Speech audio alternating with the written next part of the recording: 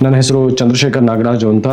ವಿಶ್ವದಲ್ಲಿರುವಂಥ ಕೇವಲ 5 ಶ್ರೇಷ್ಠ ಬುದ್ಧಿಮತ್ತೆ ಕಂಪನಿಗಳಲ್ಲಿ ನಮ್ಮದು ಕೂಡ ಒಂದು. ಅಷ್ಟೇ ಅಲ್ಲ, ವಿಶ್ವದ ಮೊದಲ ಕಂಪನಿ.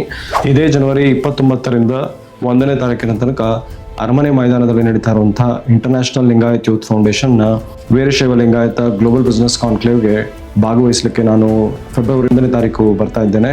ಒಂದು ಮಹತ್ತರವಾದಂಥ ವಿಚಾರವನ್ನು, ಭಾರತಕ್ಕೆ ಸೂಪರ್ ಇಂಟೆಲಿಜೆನ್ಸ್ ಕ್ಷೇತ್ರ ಅಥವಾ ಶ್ರೇಷ್ಠ ಬುದ್ಧಿಮತ್ತೆ ಕ್ಷೇತ್ರದ ಅವಶ್ಯಕತೆ ಏನಿದೆ, ಇದರಿಂದ ಆಗುವಂಥ ಪರಿಣಾಮಗಳೇನು, ಭಾರತ ಹೇಗೆ ಅತ್ಯವಶ್ಯಕವಾಗಿ ಇನ್ನು ಮುಂದೆ ಬರುವಂಥ 24 ತಿಂಗಳುಗಳಲ್ಲಿ ಇದಕ್ಕಾಗಿ ತಯಾರಾಗಬೇಕಾಗಿದೆ, ಇದಕ್ಕೆ ನಿಮ್ಮೆಲ್ಲರ ಯೋಗದಾನ ಏನಾಗಲಿದೆ, ರಾಷ್ಟ್ರಕ್ಕೆ ಅತ್ಯಂತ ಅವಶ್ಯಕವಾಗಿರುವಂಥ ಈ ವಿಚಾರವನ್ನು ಪ್ರಸ್ತಾಪ ಮಾಡಲಿಕ್ಕೆ ನಾನು 1ನೇ ತಾರೀಕು ಅರಮನೆ ಮೈದಾನದಲ್ಲಿ ನಡೀತಾ ಇರುವಂಥ ಒಂದು ಕಾರ್ಯಕ್ರಮಕ್ಕೆ ಬರ್ತಾ ಇದ್ದೇನೆ.